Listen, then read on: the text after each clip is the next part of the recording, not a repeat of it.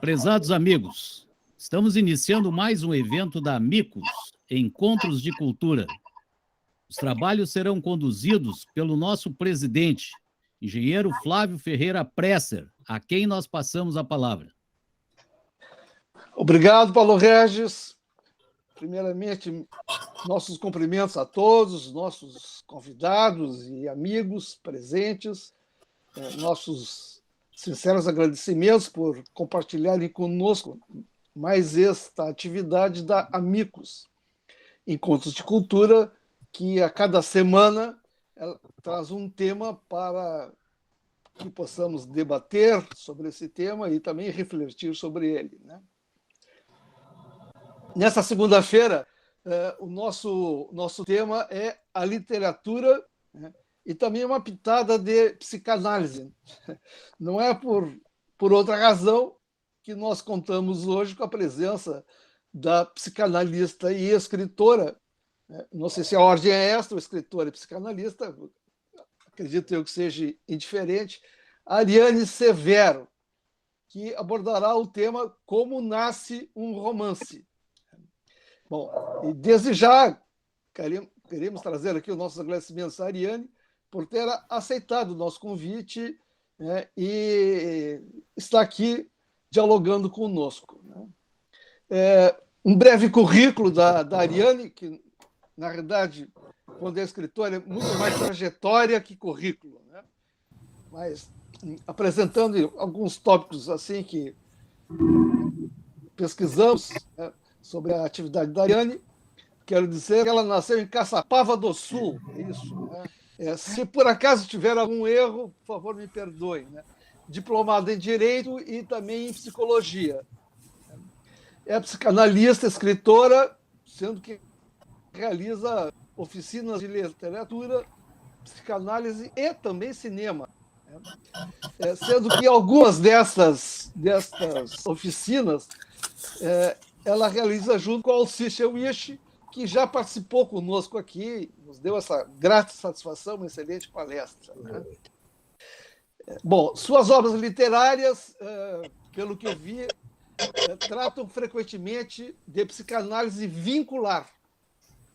E alguns de seus títulos, né, com esta temática são O Suave Mistério Amoroso, Psicanálise das Configurações Vinculares, depois Encontros e Desencontros, a Complexidade da Vida 2, e, por último, Os Dois Lados do Espelho, Relatos de uma Experiência em Psicanálise Vincular. Talvez existam outros títulos, né, Ariane? Mas, enfim, me permito aqui citar esses três. Também escreveu Nina, Desvendando Chernobyl, e com esse livro foi finalista do Prêmio Jabuti de Literatura no ano de 2018. Aliás, foi o ano que tu fostes patronese da Feira do Livro de Caçapava do Sul, né? Enfim, Caçapava é uma cidade que oferece muitos intelectuais, né? Enfim, conheço o João Carlos Brum Torres, que foi meu colega, o famoso Caçapava, né? Leva até o apelido dele do próprio município. Mas, enfim, outras obras suas foi Freud, de Viena a Paris, que, na verdade, recentemente foi lançado, né? E que trata da trajetória desse psicanalista que teve que deixar Viena, se não me engano, no ano de 1938, né? Durante o regime nazista, né? Enfim, tinha medo de represália para poder continuar os seus trabalhos de psicanálise em Paris, né? Enfim, altamente relevante esse assunto, né? Em breve, sim, e eu verifiquei, porque na realidade eu sou engenheiro sanitarista e esse grupo tem várias pessoas que tiveram suas atividades profissionais ligadas ao meio ambiente, né? E eu vi, Ariane, que tu também esborda sobre este assunto, né, através de contos. Um deles é Água, Elemento Essencial da Vida, e outro Entre o Sena e o Guaíba. Eu achei interessante, enfim, trazeres à baila esses dois assuntos, né? E como tu é assim, multipropósito, vou saber assim, do ponto de vista de ser escritora, além de falar sobre água, tu tratasses de um livro chamado Histórias do Vinho. Entendeu? Eu quero dizer que isso acabou nos agradando, nos complementando muito bem, né? Enfim, essas algumas características aí da trajetória literária da nossa convidada Ariane Severo. Bom, antes de passar a palavra, quero só deixar dois recadinhos, né? Depois da manifestação, da conversa da Ariane, quem quiser, na realidade, fazer algum questionamento, uma pergunta, uma colocação, não importa, todos estão livres para fazer as suas conversas, porque isso aqui é um diálogo, né? Tem um instrumento que é aquela mão levantada que está na barra inferior do Google Meet. Ou também pode fazer um pedido de inscrição através do chat aqui também do próprio Google, ok? E durante a manifestação da Ariane, por favor, eu peço que todos mantenham seus microfones desligados, ok? Então, Ariane, está contigo. Obrigado mais uma vez pela presença, né? Obrigada, estou muito feliz de estar aqui. Meu agradecimento, então, a todos os amigos da Amicus, em nome do presidente, né, Flávio Presser. Eu agradeço a todos. Também ao senhor Paulo Regis, agora meu colega, né, de literatura, e a minha agente literária, Nelena Rilho. Né? Então, o meu tema hoje é conversar um pouco com vocês sobre romance. Eu pensei em falar uns 30 minutos, mais ou menos, e depois eu abro a palavra para vocês. Então, romance é uma história longa, bem narrada e organizada artisticamente. No romance, o tempo condensa-se, pode se comprimir, se tornar mais visível, o espaço se intensifica e reveste-se de sentido. E o personagem é mais complexo porque o escritor tem mais tempo para trabalhá-lo. O romance nasce do desejo de escrever, ou talvez de uma necessidade, mas principalmente de um desejo e de um trabalho intenso e diário. Foi assim com Nina desvendando Chernobyl, algo que interrompeu meus projetos e veio com uma força e me deu coragem. Eu vinha me preparando há muitos anos, desde os meus primeiros artigos de jornal, alguns artigos científicos, mas principalmente, né, com os anos que eu participei das oficinas de criação literária ao Cicheuiche desde 2009, por anos consecutivos, para aperfeiçoar a arte de escrever, conhecer as técnicas que poderiam me ajudar a contar da melhor maneira possível uma história que iria surgir e que com certeza iria me arrebatar. No dia 26 de abril de 1986, uma série de explosões destruiu o reator e o prédio central da elétrica atômica de Chernobyl. Uma enorme quantidade de partículas escapou para a atmosfera. A Terra ficou radioativa e se estima que ficará assim por 20 mil anos. 1 milhão de pessoas morreram e Chernobyl se converteu no mais grave desastre do século XX. No dia 5 de novembro de 2015, ocorreu o pior desastre ambiental do Brasil, Mariana. Então, por que escrever Nina?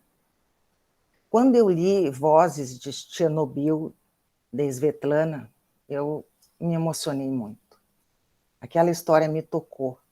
E eu pensei, eu gostaria de escrever uma história com aquela força.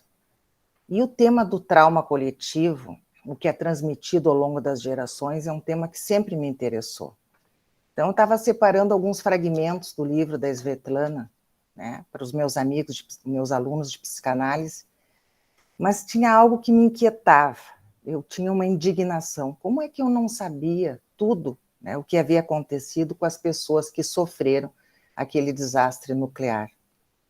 Eu estava chocada, com o que haviam feito com os animais, com as consequências, especialmente para as crianças, né, as plantas, enfim, todo aquele ambiente rural.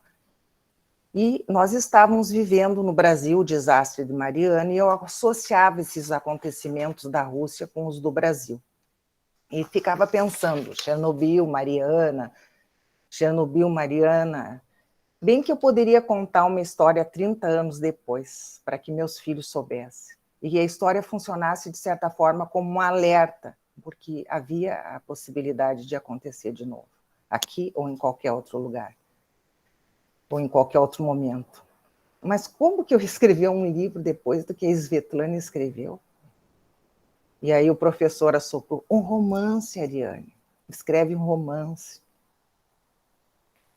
Então, a ideia de escrever sobre Chernobyl veio da leitura. Então, eu passei a arquitetar tudo. Comecei a pesquisar muito. Como é que eu iria estruturar esse romance? Pensei numa personagem central, Nina, uma brasileira, psicanalista, que seria o fio condutor da narrativa, para poder unir depois os dois acontecimentos, né? Chernobyl e Mariana.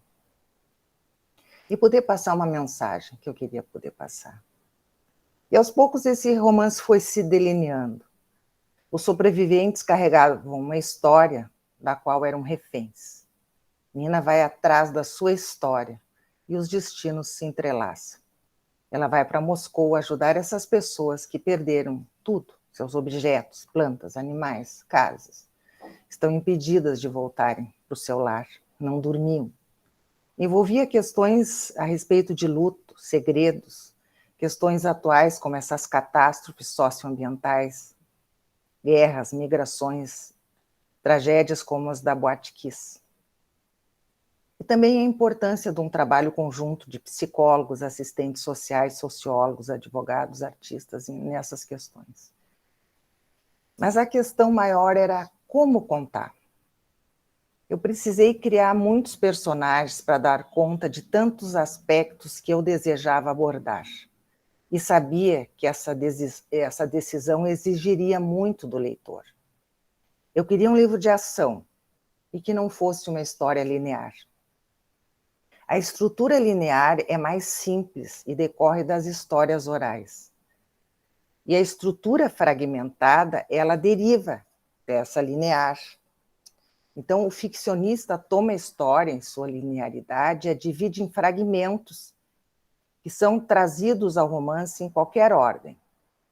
Caberá ao leitor reunir esses fragmentos e compor uma história mental. Mas isso só é possível se o ficcionista tiver bem claro o sistema que vai dar sentido a tudo isso. Então, por isso é que nós temos que planejar e, ao mesmo tempo, nos mantermos livres para escrever. A pesquisa do Nina parecia gigantesca, e o tempo era curto, e a exigência era extrema. Porque numa oficina de criação literária, nós ficamos por 9 meses, e vocês sabem que a gente tem que entregar o livro antes, para a diagramação, a revisão, enfim, todo o processo, né, de uma obra, e nós tínhamos uma data de lançamento na Feira do Livro de Porto Alegre. Então, eu assisti muitos documentários, olhei fotografias, pesquisei em jornais, e vieram as entrevistas. Eu sempre fui muito boa em anotar, e aprendi a fazer pesquisa histórica nessas oficinas. Eu já tinha participado, inclusive, de uma oficina coletiva, né, sobre a construção do romance, era os 80 anos do Banrisul, e também tinha acompanhado numa oficina individual, né, quando eu publiquei Cappuccino, a minha coletânea de contos, alguns colegas estavam fazendo romances, seus romances individuais, então eu também acompanhei. Né. Então eu construí um personagem Cappuccino, escrevi muitos contos com a minha personagem, eu vinha trabalhando já há muito tempo com ela, e isso me ajudou muito, né. Eu aprendi também com Nina que, às vezes, o leitor é que faz a descrição física do personagem, então, que se a gente vai fazer a descrição física, deve fazer logo no início, né? Antes que ele crie sozinho a imagem, né, do personagem. Depois eu posso conversar um pouco mais sobre isso. Então, para escrever Nina, eu entrevistei muita gente, biólogo, geólogo, agricultor, veterinário, pescador, advogado, cineasta, arquiteto, diretor de fotografia, Então, as entrevistas neste romance foram uma ferramenta essencial. Eu entrevistei pessoas a respeito de culinária, criação de abelhas, paisagismo, também sobre música, todas as informações que os meus personagens solicitaram. Li muito a respeito desse tema do trauma, do ponto de vista de historiadores e sociólogos, e também, claro, da psicanálise, sobre memória e identidade. Li muitos testemunhos de pessoas que viveram situações traumáticas. Primo Levi, um autor que me ajudou muito. Usei todo o meu conhecimento como psicanalista. E Freud, sempre. Então, esse livro eu dedico a Svetlana, que foi vencedora do Nobel de Literatura em 2015. Como é que foi o processo criativo desse livro? Tudo brotava na minha cabeça de uma forma simultânea. Eu fui abrindo vários arquivos no Word e escrevia vários ao mesmo tempo. Cada capítulo escrevi como se fosse um conto. Jogava em cada um as informações que eu pesquisava, as entrevistas que eu realizava, todas as minhas ideias, palavras, toda a minha indignação, toda a minha dor. O primeiro capítulo custou muito para nascer. Ficou muito tempo só no primeiro e segundo parágrafo, mas a história já estava sendo escrita e eu sabia onde eu queria levá-la. Precisava me ajustar a essas limitações do tempo, como eu comentei com vocês. E eu gosto muito desses personagens que eu criei. Temos que tentar descrever a cena de acordo com a profissão ou as características psicológicas dos personagens. E essa descrição, ela oferece uma perspectiva, fazendo figurar o certo modo de um personagem, a maneira como ele vai se vincular com outro ou com a sociedade. E nós vamos, dessa forma, desenvolvendo o nosso personagem, permitindo a sua evolução. Então, as experiências que Nina e os outros viveram, né, foram produzindo efeitos desconcertantes, deslocando e desnudando os fatos. Uma leitora me disse que achou uma boa ideia eu ter criado uma família, e através dela, né, os leitores ficaram sabendo como é que as pessoas viviam naquele momento, naquele lugar, antes e depois do desastre de Chernobyl. Esses personagens, eles são reais para mim. Sempre pensei neles como pessoas reais e escrevi o que sentia e com toda a minha emoção. Queria privilegiar uma narrativa com forte emoção, rápida, uma perspectiva político-ideológica, a preocupação com o meio ambiente, o tema do luto, a perda do lugar, a importância dos avós no resgate da memória, a memória cultural, o papel e passar informações, dar a noção do horror através do que meus personagens estavam vivendo. Narrei no tempo do trauma, que é um presente eterno. E eu fiquei por muito tempo cuidando desse livro, fiz um lançamento no ano seguinte, bem no aniversário do desastre nuclear. Lutei para levar Nina até o leitor dentro das minhas possibilidades. No final daquele mesmo ano aconteceu Brumadinho. Era algo que eu havia previsto, ou melhor, os ambientalistas, né, haviam previsto. E era inimaginável assistir aquilo na televisão. Eu fiquei muito mobilizada com aquele acontecimento, e me dava ainda mais força para seguir trabalhando por Nina.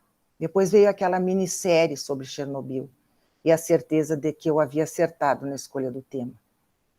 Penso que o romance deve ter uma pesquisa sólida que o embase.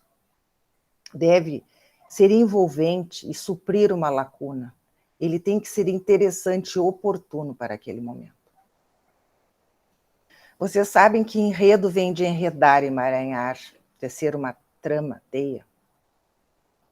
E esses termos nos ajudam a imaginar, né, se nós já temos um personagem consistente, né, e nós precisamos, então, decidir isso. Como é que nós vamos contar a história? Transformando essa narrativa, né, numa narrativa literária. Então, a pergunta é sempre, o que vamos contar primeiro? Qual é o evento? De que maneira os fios da nossa narrativa vão ser tramados, né? Ou como vamos estruturá-la? Isso é o enredo. Tá? Então, o enredo ele vai ligar pela relação causa e efeito, na intenção de apresentar e agravar o conflito, resolvendo ou não, né, do nosso personagem. Mas nem sempre, ou até quase nunca, o enredo é disposto em sequência, né? Então, nós, quando estamos escrevendo ou ficcionando, temos que organizar tudo para que a obra seja compreensível. Então, os elementos têm que estar conectados. As pontas amarradas ou costuradas, como a gente diz, né? Então, essa estrutura narrativa ela tem que ser harmônica e ter um ritmo, né? E aí vai se revelar a coerência do enredo. Então, um enredo convincente é aquele em que não há um evento sem um motivo que o provoque. Mesmo que esse motivo apresentado seja apresentado a posteriori, como acontece, por exemplo, nos romances policiais. Temos que organizar os eventos de uma maneira impecável, inclusive nos pormenores, que, longe de indispensáveis, vão nos ajudar a dar veracidade. Eu quero citar uma frase do Mozart, no Mozart Pereira Soares, que é o meu mestre na literatura. Ele diz assim: é preciso criar a união de episódios diferentes, de maneira que eles progridam com coerência. A história literária exige um nexo causal. O escritor deve saber construir e animar suas criaturas, das quais não perde o mínimo gesto e as menores nuances psicológicas. Então, no romance Nina Desvendando Chernobyl, existe uma narrativa eixo, que é esse desastre atômico, a vida de Nina, e outras narrativas que ajudam a contar a principal. E o leitor sente isso, mesmo que ele não tenha consciência. Então, eu penso assim, que os temas podem surgir da improvisação do acaso, né? No caso de Nina, como eu comentei, e da mesma forma desse meu atual romance, né, do Freud de Viena, Paris, a ideia sempre surgiu da leitura. No caso do Freud de Viena, Paris, eu descobri lendo um fato histórico pouco conhecido, envolvendo aquele trem maravilhoso, e eu mergulhei na pesquisa, já sabendo que eu queria contar aquela história. E eu estruturei a minha narrativa em torno desse grande personagem, porque acredito que o mais íntimo pode alcançar neste ato universal. Investi muito na pesquisa. Claro, no caso do Freud, eu venho estudando há muitos anos, né? O que fiz foi focar minha pesquisa naquele momento histórico. Então, assisti séries sobre a Segunda Guerra Mundial e lia, né? Porque isso permite, vocês sabem, vou repetir, a pesquisa permite a verossimilhança. Então, li biografias, assisti filmes, documentários, a obra do próprio Freud. E a pesquisa me dava a ideia a respeito de onde que eu poderia inserir aquele aspecto que eu achava interessante mostrar. Ou a partir de que fato, né? Aquele fato que eu pesquisava, eu começava a imaginar, então, em que capítulo eu poderia inseri-lo, né? Como eu iria criar um capítulo para inserir aquela pesquisa. Então, utilizei, por exemplo, a técnica da reconstrução de cenas através de fotografias, coloquei fragmentos de cartas reais, né? Usei a técnica do flashback e tantas outras. E as pessoas me perguntavam assim, né? Eu tenho participado de várias lives, ou as pessoas que estão lendo e que estão se comunicando comigo. Tá, Ariane, mas me diz uma coisa, o que daquilo ali é verdade e o que é a tua imaginação? Então, eu sempre digo que este é o pacto do leitor, que vai ler um romance de ficção com personagens históricos, ou um romance histórico, tem que acreditar em tudo que lê. Tem que embarcar naquela aventura. E por isso que eu digo que o romancista ele não comunica apenas fatos, ele anima verdades de uma forma emocional, para levar o leitor a participar intensamente deles. Então, para mim, não existe uma fronteira nítida, objetiva, pré-estabelecida entre o que eu pesquiso e a minha liberdade criativa. Mas aonde eu encontrei oposição entre a pesquisa e aquilo que eu havia criado, eu tive que optar. E optei pelos dados que eu julguei os mais verídicos. Então, meus romances nascem da literatura. Escrevemos porque somos leitores. Quando eu descobri que o Freud tinha embarcado neste trem expresso do Oriente, eu sabia que eu ia escrever essa história. Porque acho o trem um elemento fantástico para a literatura. Ele é cinematográfico. E por isso eu escrevi como se eu estivesse filmando. Pesquisei tudo que eu pude a respeito de trens. Vi filmes, documentários, recolhi fatos a respeito dos trens, né, na vida do meu personagem, expressões que ele usava, né, na correspondência. E tenho muitos cadernos sobre essas anotações. Pensei muito no livro da Agatha Christie, Assassinato no Expresso do Oriente, que eu revi, né. Depois nós descobrimos que ele tinha sido lançado 4 anos antes, né, da saída do Freud de Viena. E, então, essa ideia de ambientar o romance naquele trem veio com mais força ainda, né? E você sabe, o Freud adorava literatura policial, ele tinha sempre a Agatha Christie na cabeceira dele. Eu também pensava assim, e lembrei também que a Agatha Christie gostava, assim, ela dizia que ela não pesquisava o ambiente, né? Ela procurava um ambiente conhecido, então, como ela tinha feito várias viagens naquele trem, para ela foi fácil ambientar ali. Então, eu embarquei em vários trens na minha pesquisa.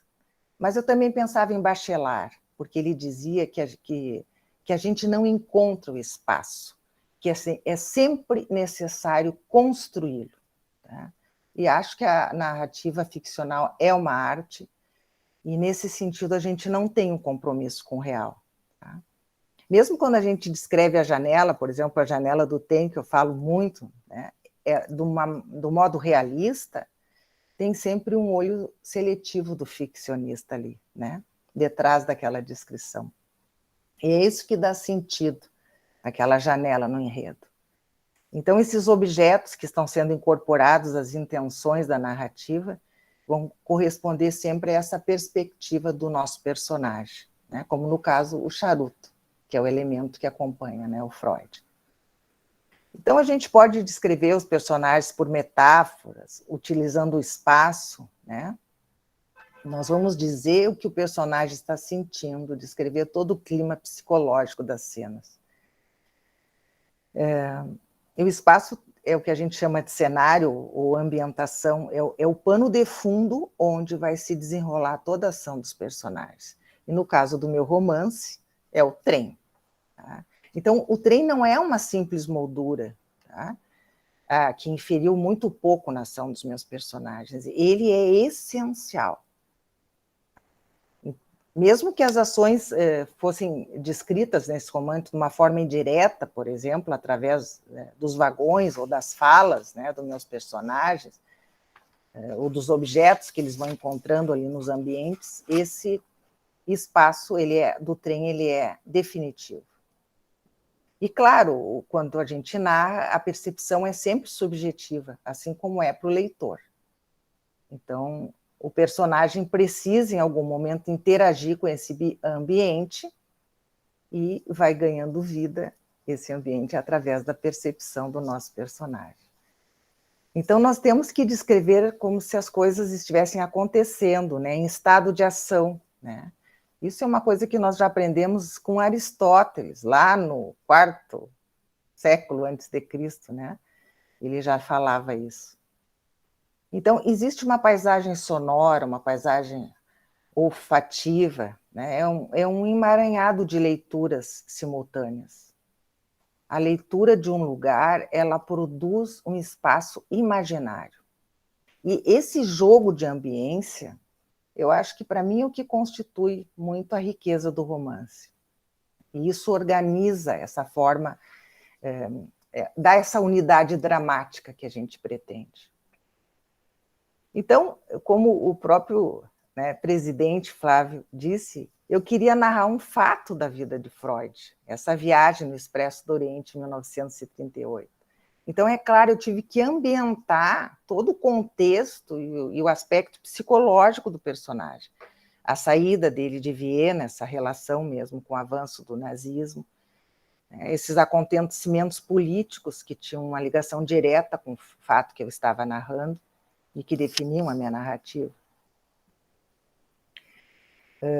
Então, por isso, assim, eu digo que eu falo muito no Freud na janela, porque ele ficou muitos meses confinado, né, dentro de casa, e só via a cidade através da janela, e depois ele está dentro do trem, né, e ele olha para a janela e vai ver outra paisagem, ele vai para Roma, para Pompeia, para Acrópole, né, ele está se aproximando da fronteira e tudo pode acontecer. Então, eu coloquei a fronteira da Alemanha com a França bem na metade do livro, né. Então, essa história ela me permitia abordar algumas questões políticas de diferentes cunhos nacionalistas, étnicos, que tinham relação com o nosso presente.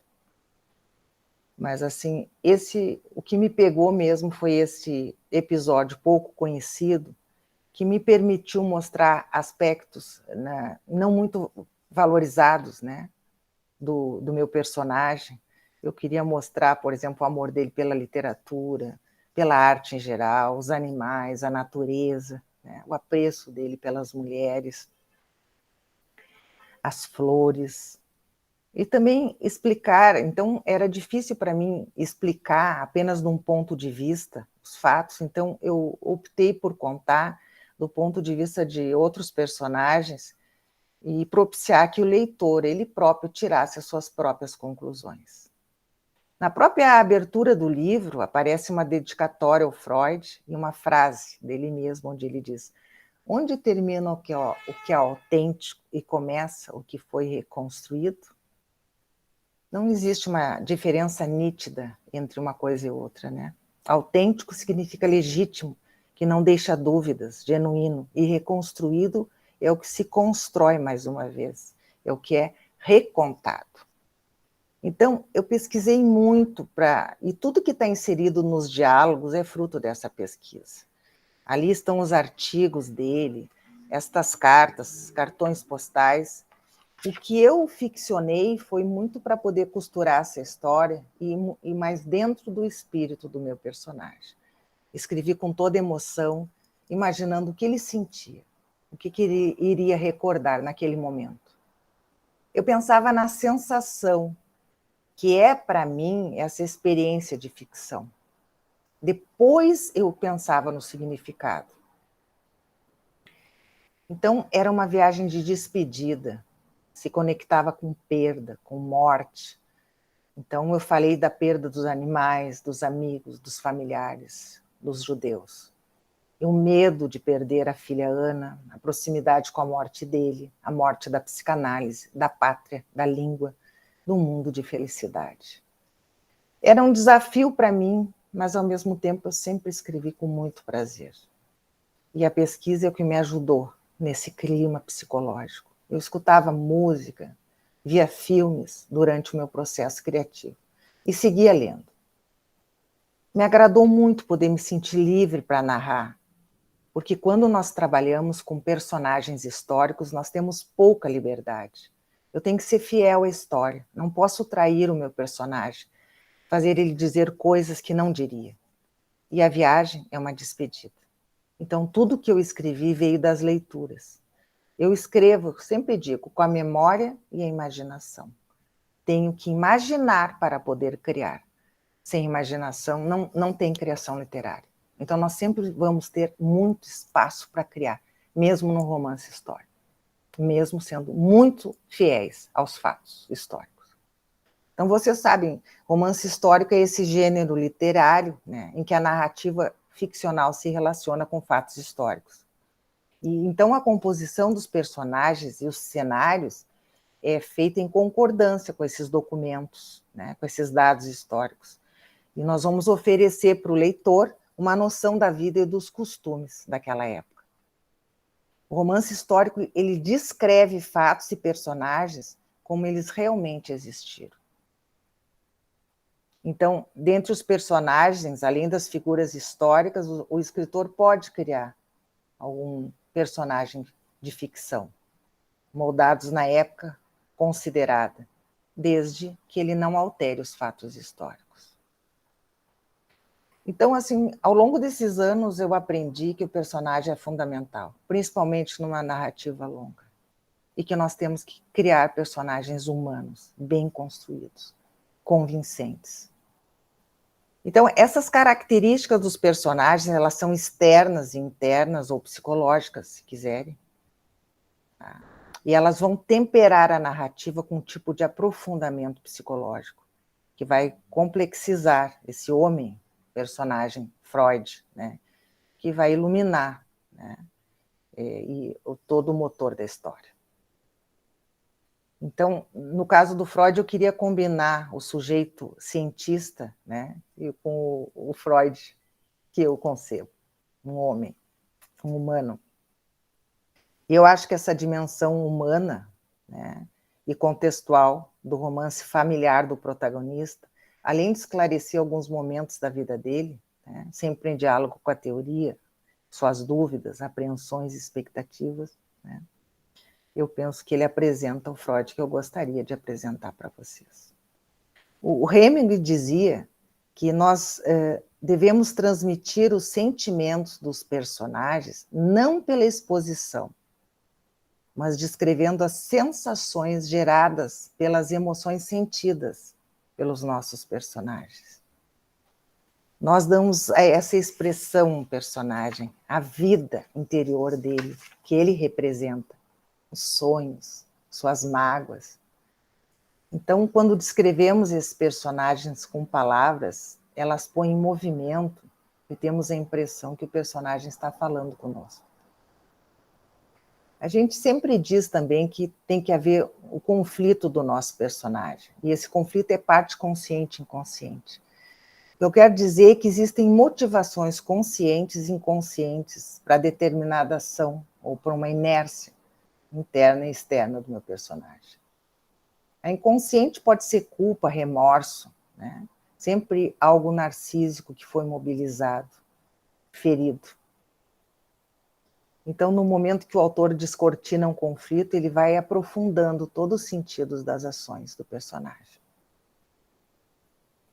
Então, quando a gente estabelece esse conflito, né, vai aparecer as relações do personagem com ele mesmo, com os outros, né, e com a sociedade. E o espectador ou o leitor tem que descobrir por ele mesmo. E nesse sentido, ele vai percebendo o que está acontecendo. Então, eu penso que o romance, ele permite, melhor do que em conto, a gente mostrar a nossa capacidade como narrador, né, em função dessa sequência dos eventos, capítulo por capítulo. Né. Eu percebo assim, que de Nina para Cappuccino houve um salto, e que de Nina para Freud também um salto de consistência. Né. Nós vamos aprendendo, escrevendo. Nina foi escrito horizontalmente, vários capítulos simultaneamente, e Freud, de Viena Paris, foi escrito em sequência, capítulo por capítulo, com uma progressiva tensão e agravamento psicológico, aprofundamento das lembranças que estão sendo puxadas ali. Eu trabalho com a associação livre do meu personagem. Então, no romance Nina, os capítulos tinham uma unidade e independência. E no Freud, eu acho que eu tenho um encadeamento diferente. É como se Nina fosse em flashes, iluminando vários momentos daquele desastre socioambiental e as suas consequências. Uma leitora uma vez definiu que parecia que Nina era uma coleção de fotografias e que agora o Freud era como se fosse um filme. Nina é um romance histórico com personagens de ficção. E Freud é um romance de ficção com personagens históricos.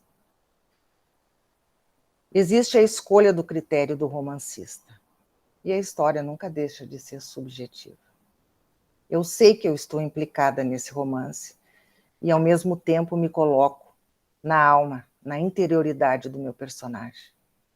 Eu gosto de mesclar informações com a ação, especialmente com a ação interna dos meus personagens, né, do pensamento dos meus personagens.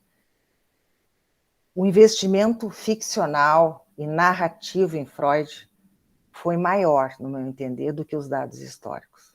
embora eu nunca tenha me afastado deles. Eu adotei personagens históricos, mas eu submeti eles à ficção. Isso é que eu entendo pelo novo romance histórico, firme na ficção, mas usando os elementos históricos. Por isso que o Lucas, professor doutor em literatura, quando comentou, né, sobre o romance histórico, ele disse que há, na atualidade, um movimento de humanização dos fatos passados, uma preocupação em sublinhar como as pessoas, e do modo geral, os coadjuvantes, atuaram nos momentos definitivos da engrenagem temporal. E eu me identifico com isso. Então, eu acho que no Freud, de Viena a Paris, eu investi mais no desfecho também. Procurei resolver questões tanto emocionais quanto históricas. Deixei a ficção ser o meu guia, e isso foi permitido por causa do tema, né? Eu concentrei num episódio histórico, como eu comentei para vocês, que eu desconhecia, né? Não existe registro do que aconteceu dentro daquele trem. Então, eu podia ficcionar. Nina começa em 1986 e termina em 2017. Tem muitos personagens.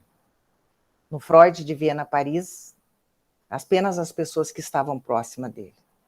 E a maior parte do livro ocorre entre 4 e 5 de junho de 1938. São 12 horas dentro do trem e 12 horas em Paris.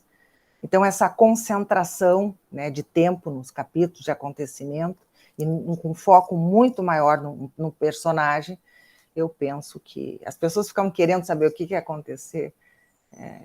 Eu gostei dessa minha forma de narrar. E eu estou vendo que nós estamos quase chegando às 7 horas, né? Eu poderia falar muitas coisas ainda, mas eu acho que eu vou abrir para o nosso bate-papo, senão não vai dar. Obrigada. Ô, Flávio, perdoa só que eu tenho que me retirar. Eu quero cumprimentar a Ariane pela essa belíssima aula, porque ela tem experiência agora. Então é isso, né? Poder passar para vocês e um público maravilhoso que eu já tive oportunidade de trabalhar, sei que vocês são ótimos. Então, me despeço, porque tenho que agora cuidar de uma outra live. Muito obrigado por ter me convidado, Ariane, meus parabéns. Tá? Sei que tu agora vai responder as perguntas e que vai tudo como tu merece. Tchau, então. Obrigado, professor. Volte sempre. Obrigado. Está desligado o microfone para essa. Me distraí, desculpe. Eu estava agradecendo ao Alci pela presença dele, né? Mas, enfim, Ariane, acho que as pessoas estão quietas aqui porque estavam te ouvindo com muita atenção, né? Primeiro porque tu passasse uma experiência, né, que tu tivestes, está tendo, né, como escritora, né? E é importante verificar como é que isto acabou acontecendo, né? Tu diz que, enfim, tu gerou valor para a literatura, né, escrevendo a dedicação com que, na verdade, um escritor tem que ter para poder escrever um romance histórico ou mesmo uma ficção, né, como tu disseste, né? Faz um mix dessa questão entre ficção e história, óbvio, né? Enfim, foi muito importante, agradável a todos nós, né, essa transmissão que tu fizesse das tuas experiências. Eu quero dizer que eu também fiquei muito louvado assim, pelo fato de tu tocares nesse teu romance, né, que é a Nina desvendando Chernobyl. Né? Por quê? Porque eu também li o livro da Svetlana, e confesso que foi uma leitura difícil, né? Muito dramática, né? E a Svetlana, ela recolheu depoimentos de pessoas, e eu quero dizer que ontem à noite eu li parte do teu livro sobre Nina, e aí que consegui fazer uma comparação. Eu lendo o teu livro, me relembrei, entendeu, da leitura que fiz da Vozes de Chernobyl, né? Enfim, e me trouxe assim muita presença. Não sei se essa foi tua intenção, é um pouco que eu quero saber, né? né, entre o que aconteceu lá atrás, né, nesse passado, né, e o que está acontecendo no presente, né? Inclusive com a questão da pandemia, porque a Svetlana escreveu, né, que o pessoal lá em Chernobyl, quando aconteceu o acidente, sonegava a profilaxia do iodo, ou seja, as pessoas não tinham acesso a isso, né? E eles não davam muito valor, entendeu, à própria vida, né? Porque enfim, as autoridades diziam que morrer todo mundo vai, entendeu? Depende um pouco da forma como as pessoas morrem, entendeu? E eu acho que tem paralelismos, né, com essa questão da pandemia hoje, quando você nega, muitas vezes, o tratamento, o comportamento, enfim, mais adequado que tem, né? E fica indiferente também em relação, entendeu, às perdas de vida, né? Eu quero dizer, o que mais me impressionou, assim, confesso, quando li a Svetlana, obviamente quando eu falo estou falando do teu livro também, sim, né? sim. É o fato que poucas coisas mudaram de lá, apesar desse... E uma passagem que, enfim, que até relatei há pouco Paulo Regis, né? Apesar desses terríveis acontecimentos, né? Hoje, Chernobyl é um roteiro turístico. As pessoas vão lá para ver Chernobyl. As pessoas... Mas vão lá assim como se fosse visitar um museu, entendeu? Como visitar uma obra de arte. Eu achei isso muito paradoxal, né? Aliás, as pessoas até hoje ainda se expõem, para poder ir lá, ainda se expõem a um certo nível de radiação, entendeu? Então, veja só como é que é a postura das pessoas, né? E politicamente também quase nada mudou, né? Antes era o regime soviético, né? Que era um regime autoritário, né? E hoje os 3 países que estão envolvidos, que é Bielorrússia, né? Ela tem um presidente que foi um humorista, que era um humorista, entendeu? E que está complicado, ou está implicado, vamos dizer assim, no pedido de impeachment do Trump, porque ele foi a pessoa com que o Trump pediu para investigar o filho do Biden. Bom, a Ucrânia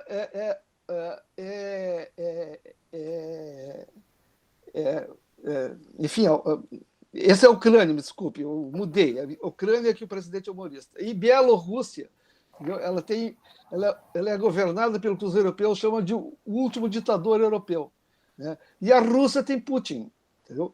Então, parece que as pessoas buscaram, entendeu, um regime autoritário, e a Svetlana escreveu lá, me recordo, né, que entre um país digno e um país pobre, e um país digno, melhor dito, entre um país digno e um país forte, a opção foi pela segunda. Né? E diz que o tempo da esperança foi substituído, né, pelo tempo do medo. Né? Então, as pessoas hoje se sentem inseguras, e por se sentirem inseguras, elas preferem regimes de caráter autoritário. Né? E eu vejo que tu, como uma psicóloga, enfim, como sendo analista, né, um pouco desses comportamentos, né, eu não entendo muito qual a explicação que se pode se dar, né, exatamente a essa espécie de fingimento que as pessoas têm, né, tentando reviver um passado que nunca existiu, né, foi inexistente, é um passado mítico, né, e também por essa questão, essa contradição entre as pessoas se mostrarem frágeis e, por outro lado, apostarem em regimes autoritários. Né? Como é que se explica isso, né? Esse sentimento que as pessoas carregam? Né? Enfim, é um pouco. Em todo caso, eu fiquei muito impressionado ontem, entendeu? Pela tua narrativa, que, óbvio, me veio à mente o livro da Svetlana, né? Só que, obviamente, contato com a história do trio, né? Da família, né? Da filha, dos pais, etc., como uma narrativa aí ficcional tua, que tu acrescentou, entendeu? A esta parte que era a parte, uma personagem, quer dizer, as personagens não eram reais, né? Mas os fatos sim, né? Os fatos eram todos eles muito... Então, Exatamente. pouco isso, eu não sei se... Eu fico bem feliz que tu, né, esteja gostando de ler Nina, né? Mas é o que eu disse, assim, é um livro atual e vai ser sempre atual, né? Porque é isso que eu digo, é o achado do tema, né? Esse tema, o tema ecologia, socioambiental, desastre, a questão do trauma coletivo, essa relação com a pandemia deixou Nina muito atual, né? Eu tenho tido alguns convites para falar sobre isso, né? E eu penso que, da mesma forma, esse romance do Freud, de Viena Paris, também permite isso. Acho que ele fica um pouco atemporal, né? Porque ali também mostra, assim, de quando aumenta o autoritarismo, o que acontece com as sociedades, né? Então, também é uma relação, né, com o nosso presente, permite isso, né? E, casualmente, até saiu, assim, tem saído muita coisa sobre o Freud em função do aniversário da morte dele, né? Que foi agora, né, 23 de setembro. Eu prefiro comemorar o nascimento dele, né? Que é 6 de maio. Mas, enfim, as pessoas ressaltando esses artigos sociais que ele escreveu, né? Ele escreveu entre a Primeira Guerra e a Segunda Guerra, escreveu alguns artigos assim, falando sobre isso, né? Sobre essa figura do líder totalitário, né? Como é que funciona essa psicologia de massa, né? É quase como se negassem a realidade e aí obedece o líder de uma forma cega, né? Temem o líder, né?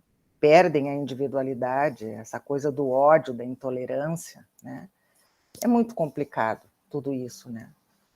Então, a gente, como escritor, é uma denúncia, tu tem um compromisso, né, com a questão ética, né, e social, sempre, né? Então, assim, escrevo da melhor maneira que eu posso, esteticamente, mas é evidente que tem um compromisso, né? Então, eu sempre penso assim, né, enfim, que se escrevendo esses romances eu fizesse uma pessoa pensar a respeito da forma como nós estamos nos relacionando com a natureza, por exemplo, que é o nosso bem maior, a nossa casa no mundo, né? Ou o absurdo de perseguir judeus, de cometer aquelas atrocidades porque a pessoa é de outra religião, de outra cor, ou tem uma outra escolha sexual, eu acho que valeu a pena ter escrito, sabe? Claro. É isso que eu penso. Com certeza, Ariane. Como tu dissesses, né? Enfim, tem que estabelecer uma relação com o presente, né? Sim. Sim, porque eu faço tudo para que o leitor possa se identificar com o personagem. E isso vai acontecer, né?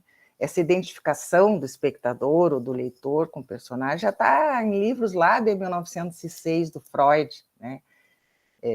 Eu aprendi muita coisa sobre literatura com ele, né? Muita. Ele, inclusive, é um grande escritor, ganhou o prêmio Goethe de literatura, e os amigos dele estavam cogitando, né, indicá-lo para o Nobel e só que não sabiam se indicar ele como cientista ou como escritor, né? Ele era grande, né? Um dos maiores pensadores do século XX, né?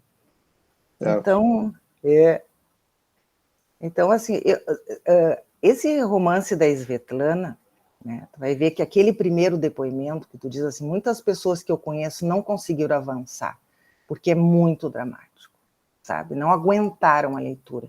Então, eu pensei que eu teria que escrever de uma outra maneira, Flávio, para que o meu leitor pudesse ir até o fim. E aquele primeiro depoimento dela, que para mim é o melhor de todos, que é emblemático, assim, eu não toquei. Aquilo para mim é Svetlana. E dediquei para ela o livro. Então, aquela mulher ficou 20 anos fazendo a pesquisa para escrever aquele livro. As pessoas perguntavam para ela, por que tu não escreve? Porque ela era escritora, por que tu não escreve? Tu é de lá, né? Mas era exatamente porque ela estava muito envolvida. Então, ela teve a ideia de ouvir todas as pessoas que ela pôde. Por isso, ela chama um romance testemunhal. Ela deu esse nome, romance testemunhal. Ela não interfere na fala das pessoas, mas ela escreveu aquilo que ela entrevistou de uma maneira literária, senão nós não conseguiríamos ler daquela maneira. Aquela narrativa da abertura, ela fez muitas entrevistas, né, para que a mulher daquele bombeiro contasse aquela história para ela. né? E aí depois ela então escreveu. Esse é o nosso papel, né? Escrever de uma maneira literária, da melhor maneira que a gente pode. Né?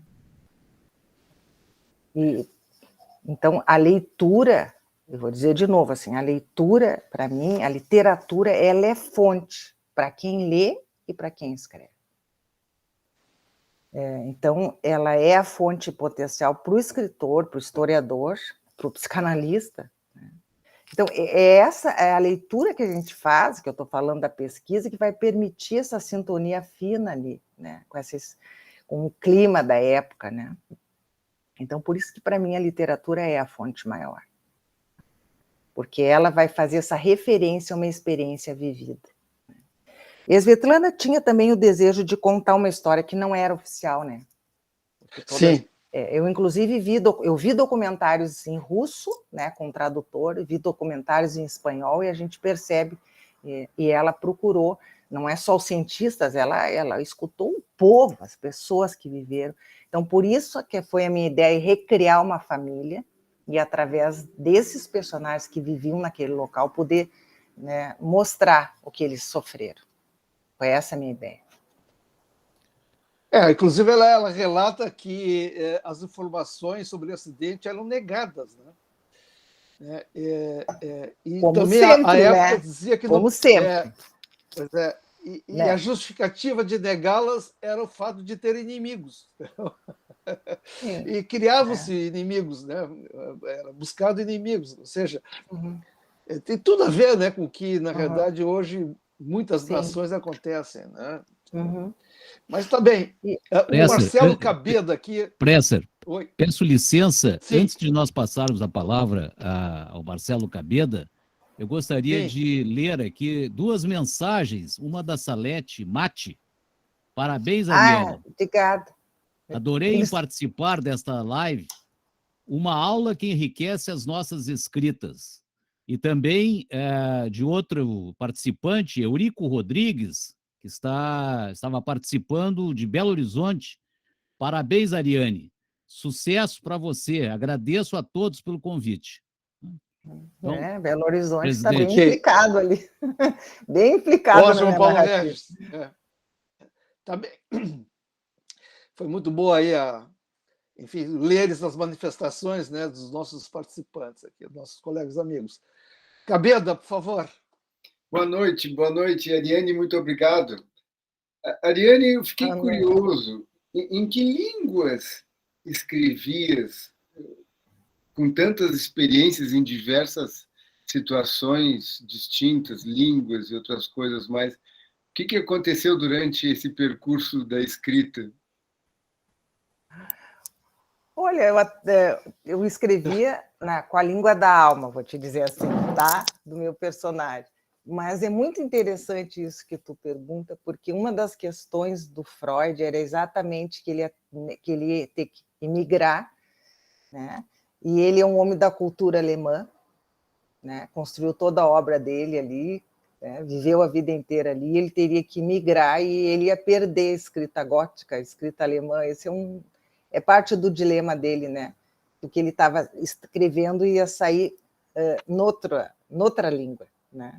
Eu acho que isso que tu traz é uma questão do imigrante muito séria, né? Porque a nossa língua é a nossa cultura.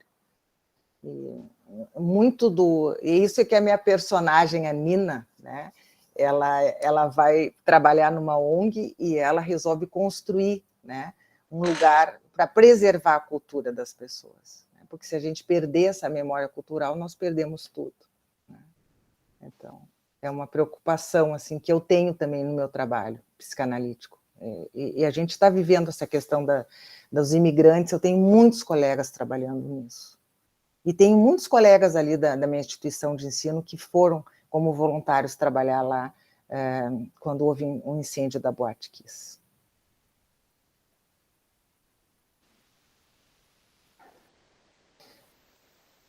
Mas sabe o que eu pensei, Cabeda? Eu pensei muito no Romanceiro da Inconfidência. Porque eu gosto muito daquele livro e me lembrei que tem uma palestra, né, onde ela conta sobre o processo criativo dela para escrever O Romanceiro da Inconfidência. Então, ela diz que foi como jornalista, né, para poder documentar uma procissão, e, de repente, ela disse que escrevia, né, a língua dos mortos. Então, de alguma forma, eu acho que eu também queria poder dar voz às pessoas que sofreram, tanto os judeus que foram exterminados nos campos de concentração, como o povo da Ucrânia, que morreu em função desse desastre nuclear.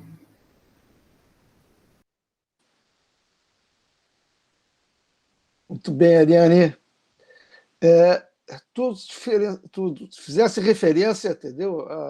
Enfim, a contos do passado, né? Agora eu quero passar a palavra para o escritor do futuro, Paulo Regis. Não posso ter esse título, é uma responsabilidade muito grande, né? Eu ainda estou dando os primeiros passos, não sou nem aprendiz ainda, né? Então, eu estou aqui para bebeirar o conhecimento da nossa escritora Ariane Severo, né? Mas, realmente, parabéns, Ariane, que essa questão de Chernobyl, para nós, sempre foi um problema que nós fazemos um paralelo, e eu comentava isso com o Presser. Nós tivemos no Brasil um episódio em Goiânia, onde, por um problema de... O Césio, Césio, ele aparece no Nina também. Um problema, falta de cuidado, de omissão do poder público. Aquilo foi parar na mão de pessoas que não tinham o mínimo conhecimento, né, do que eles estavam lidando, a tal ponto que as pessoas passavam na pele e mostravam para os outros que eles estavam brilhando como se fosse um vagalume, né? Então, é um caso dantesco, né, que nós temos como herança no Brasil, é mais um. Mas eu quero parabenizar o teu trabalho, né? Brilhante, né? E tenho certeza que nós vamos receber ainda outros trabalhos que tenham esse viés, ou seja, onde mescla a pesquisa, a história e com a ficção. É uma técnica que me parece muito interessante, mas, confesso, é difícil. Parabéns. Trabalhosa, né? Temos aqui a Vilma Lohner, por favor.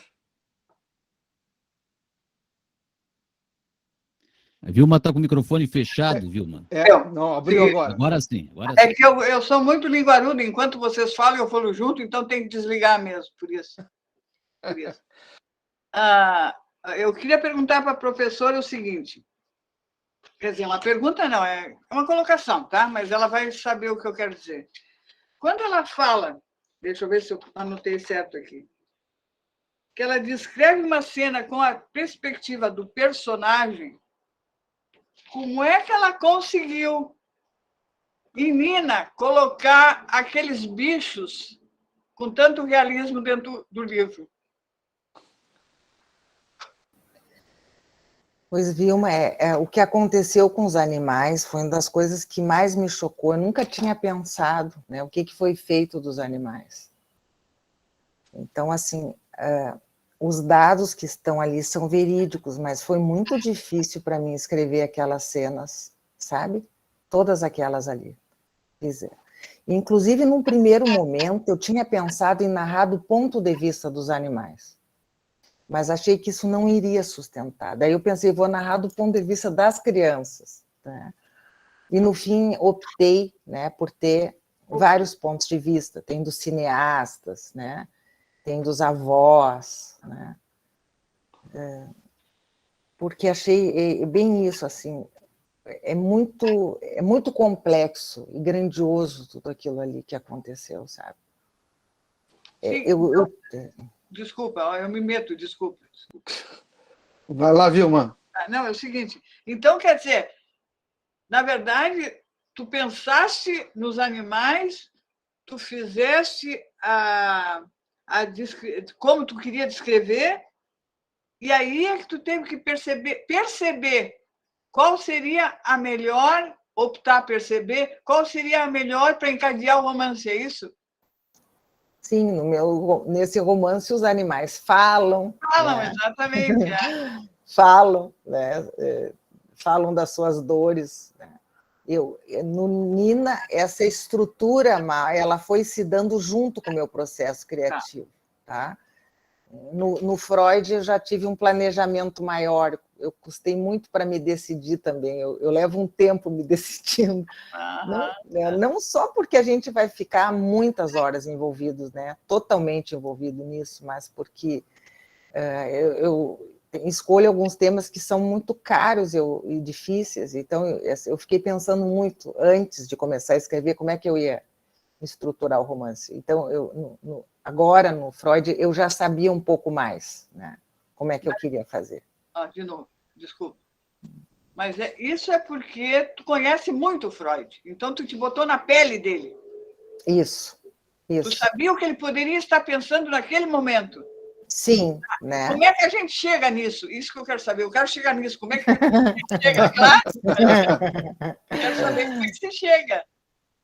Pois eu vou te dizer, Vilma, que eu acho que tu chega muitas vezes nos contos que tu escreve. Eu acho que tem muito a ver também, eu estou dizendo assim, para mim a base está na pesquisa, mas também tem a ver com a sensibilidade do escritor, né?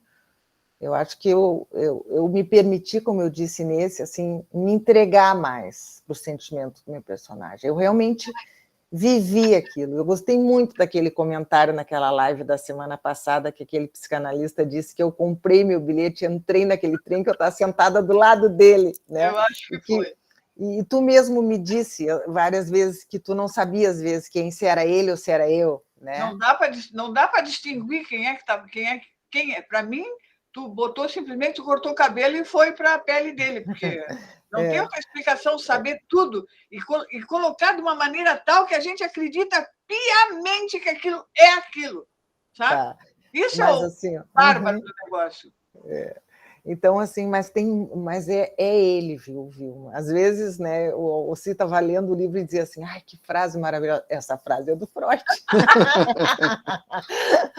Ele realmente tem muita coisa documentada, né? Só não tinha aquela viagem ali, não sei porquê, né? Mas não tinha. Então, foi maravilhoso. Acho que não achava importante, no entanto, dizer que maravilha que ficou, porque dá para perceber toda a nuance humana que ele tem nesse trajeto que tu deste. A personagem humana dele, o homem em si, com as mesmas, não vou dizer raivas, mas com as mesmas sensações de angústia, de dúvida, a gente percebe nele. E isso aí nunca aparece, porque ele é sempre o homem, é o senhor lá em cima, né? E essa vez tu colocou ele numa situação tal que a gente adora ele, acha ele o máximo. O homemzinho, coitadinho, sofreu, coitadinho, se despediu de tudo que ele amava, né? Sofreu pela filha, sofreu pelos amigos, sofreu pelas irmãs. Assim, ó, maravilhoso. Ok. Vamos ouvir agora o Vitor Hugo Rodrigues. Vitinho. O Marcelo de novo. Vitor Hugo. Tem que o Vitor Hugo. Parabéns, Ariane, pela palestra. E quando ocorreu Chernobyl, eu estava iniciando a minha atuação no setor de atendimento de emergências da FEPAM, Fundação do Meio Ambiente do Rio Grande do Sul. E de lá para cá, essas tragédias têm ocorrido, se sucedem. Chernobyl, Césio, em Goiânia, Mariana, Brumadinho, aquele episódio, se não me engano, no Líbano, com aquela explosão lá que ocorreu. E a colocação que eu quero fazer, e a pergunta, na verdade, é não para a escritora, mas para a psicanalista, para a doutora. No meu modesto entendimento, em função dessa sequência, dessa sucessão de tragédias que já ocorreram, ocorrem e com certeza continuarão a ocorrer, a colocação que eu quero fazer é a seguinte: meu entendimento, a humanidade caminha para o caos. E a pergunta que eu faço é para a psicanalista. Faz sentido essa minha concepção de humanidade? Olha, eu tenho uma visão mais otimista, assim, sabe? É muito triste ver isso, né? Ainda ontem eu estava olhando na televisão um documentário sobre as Torres Gêmeas, né? Uma coisa, né? Então, neste momento, inclusive, nós estamos recordando tantos fatos, né? Mas eu tenho uma visão otimista assim do mundo. Eu acho que e o meu personagem também neste sentido, né? Mesmo quando ele estava no pior momento, ele achava que ele não achava que as coisas iam ficar tão graves. Ele pensava assim: uma nação que produziu Goethe não pode produzir tanta perversidade, né? Depois ele ficou muito assim pessimista depois da Primeira Guerra Mundial, assim. Ele sofreu muitos filhos na guerra, tudo que ele viu, né? Escreveu vários artigos, assim, 12 artigos. Ele rasgou todos, Victor Hugo, todos, depois que ele passou a ter assim mais esperança na humanidade, sabe? E acho que nós sempre nos reconstruímos depois dessas situações. Foi assim lá, né? E acho que esse momento terrível que nós vivemos no nosso país, acho que o Brasil é muito maior do que esse governo que está aí, esse presidente, né? Que tá. Eu acredito, né? Eu tenho esperança na humanidade. Ok. Marcelo Cabeda. Obrigado pela resposta. Assim, nessa narrativa toda, eu percebi que a gente fica encantado quando lê Freud, né? E parece que muitas partes daquilo que é citado são as próprias frases de Freud, né? E aí eu fiquei lembrando que eu tive a oportunidade de conhecer aqui em Porto Alegre mesmo Howard Gardner, o autor das Inteligências Múltiplas. Ele veio na PUC uma vez, foi muito interessante. E para Gardner, o Freud era o exemplo de inteligência linguística. Bacana. Olha, deixa eu ler uma frase dele, então, aqui no final de um capítulo, que eu cuidei muito dos meus finais de capítulo nesse livro, tá? É o capítulo 22, né? Onde ele tá conversando com Rainer Maria Rilke, né? Que é um poeta, e ele estava muito abalado, assim, em função ele acreditava, né? Que estava se queixando, né? De que tudo de belo que ele encontrava na natureza um dia desapareceria. E assim ele só conseguia ver o mundo de uma forma pessimista. A paisagem, o jovem poeta não conseguia desfrutá-la. Um pensamento o perseguia. Toda a beleza um dia irá desaparecer, não apenas da natureza, mas as obras e os valores humanos, e isso o perturbava. Então, para este poeta, o destino efêmero levava a uma desvalorização do que ele amava. E aí o Freud diz que ele teve que se opor e expor a tese dele. Então ele disse, muito pelo contrário, a raridade aumenta a satisfação que as coisas perecíveis nos proporcionam. Uma flor não nos parece menos esplêndida se suas pétalas só estiverem viçosas durante uma noite. A efemeridade da beleza não perturba o gozo que ela proporciona. Suponho que chegue um tempo em que os quadros e estátuas que hoje estimamos se desagreguem. Ou que depois de nós surja uma espécie humana que não compreenda mais as obras dos nossos poetas e pensadores. Ou mesmo uma época geológica na qual tudo que se vive na Terra emudeça. O valor de todas elas é determinado por sua significação para a nossa vida sensível. O caráter de transitoriedade do belo não implica em sua desvalorização. Encontramos aí um incremento pela raridade no tempo. Reconstruiremos tudo o que a guerra destruiu. Reconstruiremos tudo o que a pandemia destruiu, talvez sobre uma base mais sólida e duradoura do que antes. Bonito, Ariane. Muito bom. Ou eu, Freud. Tá certo. Traduzido, né? Ou interpretado. Enfim, vamos lá. Mais uma vez, quero agradecer. Já está chegando próximo aí às 19h30, que é o nosso horário limite, né? Para que nós possamos fazer com que as pessoas se organizem, enfim, participem e que permaneçam conosco, né?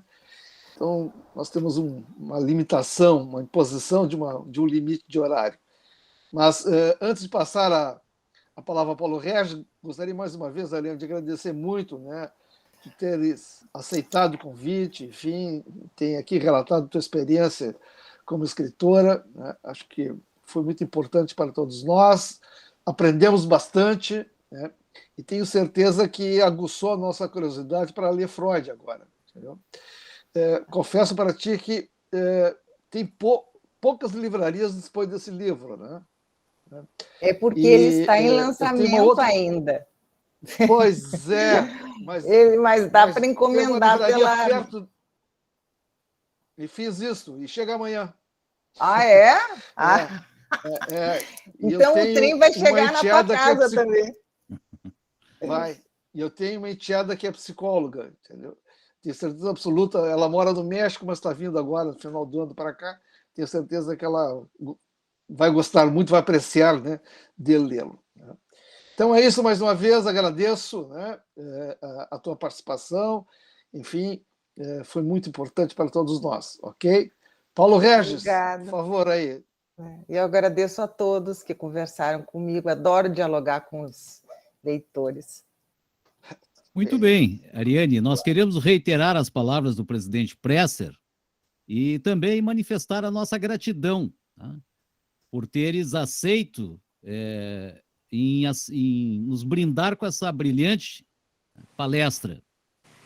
Agradecemos e registramos as seguintes presenças: Rosana Severo Spexen, Ana Helena Rilho, Daniela Lago Fontoura, de Santa Maria, Roberto Jaxura, Alci Cheuish, Eurico Rodrigues, de Belo Horizonte, Heloísa Machado Rosa da Silva, Leonardo Stefani, Altair Margarida de Conto, Marcelo Cabeda, Maria Marta, Salete Mate, Suzete da Costa, Terezinha Lucerdo, Vilma Loner, Maria Inês Barros, Maria Elisa Santos Rosa, Exalba Silveira, Cláudio Fischer, Irineu Roque.